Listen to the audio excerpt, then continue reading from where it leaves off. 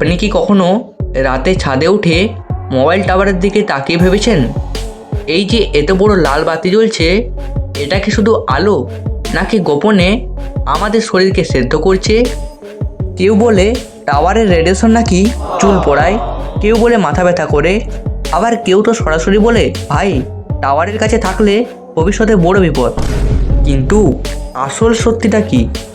আজ আমরা পুরো বিষয়টা খুলে বলবো, একদম সহজ ভাষায়, কোনো ভয় দেখানো নয়, আবার অযথা সান্ত্বনাও নয়, শুধু সোজা ফ্যাক্ট।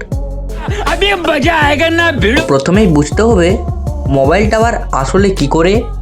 মোবাইল টাওয়ার আমাদের ফোনে সিগন্যাল পাঠায় আর রিসিভ করে, আর সেই সিগন্যাল হলো এক ধরনের রেডিও ওয়েভ, যাকে বলে নন আয়োনাইজিং রেডিয়েশন।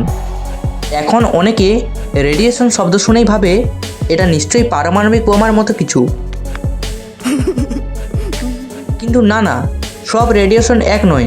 সূর্যের আলোর রেডিয়েশন, ওয়াইফাইও রেডিয়েশন, এমনকি আপনার টিভির রিমোটও ইনফ্রারেড রেডিয়েশন ব্যবহার করে। পার্থক্য হলো শক্তির মাত্রা।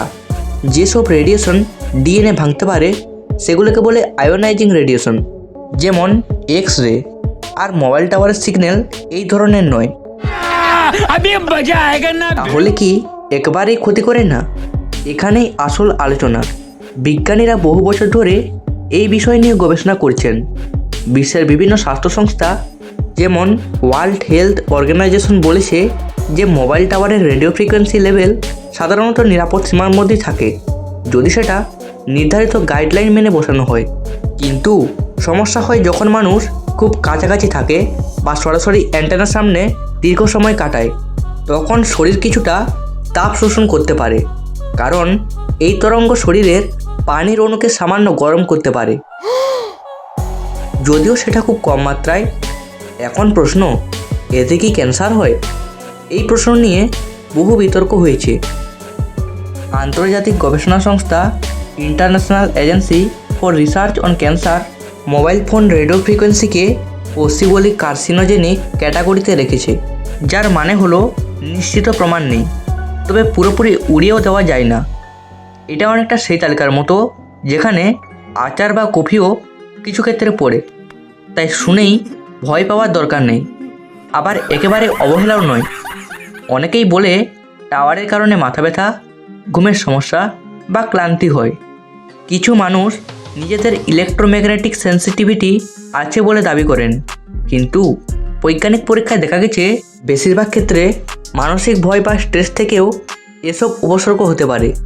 মানে আমরা যদি সারাক্ষণ ভাবি আমার মাথার উপর টাওয়ার, আমি শেষ, তাহলে শরীর নিজেই অস্বস্তি তৈরি করতে পারে। আবার আরেকটা বড় মিথ আছে, টাওয়ারের রেডিয়েশন নাকি পাখি মেরে ফেলে। বাস্তবে পাখির মৃত্যুর পেছনে আবহাওয়া, দূষণ, খাবারের অভাব, এমন অনেক কারণ থাকে। সরাসরি টাওয়ারকেই দায়ী করার মতো শক্ত প্রমাণ খুব সীমিত।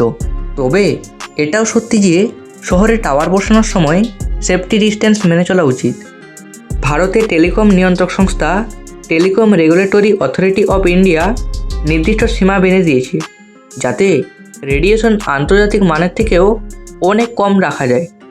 অর্থাৎ নিয়ম মেনে বসানো টাওয়ার সাধারণ মানুষের জন্য বিপজ্জনক মাত্রায় রেডিয়েশন দেয় না। বরং একটা মজার ব্যাপার জানেন, আপনার নিজের মোবাইল ফোন যখন সিগন্যাল দুর্বল থাকে তখন বেশি শক্তি ব্যবহার করে, আর তখন আপনার কানের পাশে রেডিয়েশন বেশি হতে পারে। মানে টাওয়ার দূরে হলে ফোনের চাপ বাড়ে, তাই টাওয়ার একদম সরিয়ে দিলে সমস্যা কমবে না, উল্টো ফোনের পাওয়ার বাড়বে। তাহলে আমাদের কি করা উচিত? প্রথমত, আতঙ্ক নয়, তথ্য জানুন। দ্বিতীয়ত, টাওয়ারের একদম ছাদে বা অ্যান্টেনার সামনে দীর্ঘ সময় দাঁড়াবেন না। তৃতীয়ত, ফোন কানে লাগিয়ে ঘন্টার পর ঘন্টা কথা না বলে হেডফোন বা স্পিকার ব্যবহার করুন। আর সবচেয়ে বড় কথা, গুজব ছড়াবেন না। সোশ্যাল মিডিয়ায় কেউ যদি বলে টাওয়ার মানে মৃত্যু, তখন তাকে জিজ্ঞেস করুন বৈজ্ঞানিক প্রমাণ কোথায়, কারণ বিজ্ঞান মানে প্রমাণ, ভয় নয়। সবশেষে মনে রাখবেন, প্রযুক্তি আমাদের জীবন সহজ করেছে, কিন্তু সচেতনতা আমাদের নিরাপদ রাখে। তাই টাওয়ার রেডিয়েশন নিয়ে অতিরিক্ত আতঙ্ক নয়, আবার অন্ধবিশ্বাসও নয়, মাঝামাঝি বুদ্ধিমান পথটাই বেছে নিন। যদি ভিডিওটা ভালো লাগে তাহলে লাইক দিন, শেয়ার করুন আর সাবস্ক্রাইব করুন SM ফ্যাক্টস, কারণ এখানে ভয়ের গল্প নয়, সত্যির গল্প বলা হয়।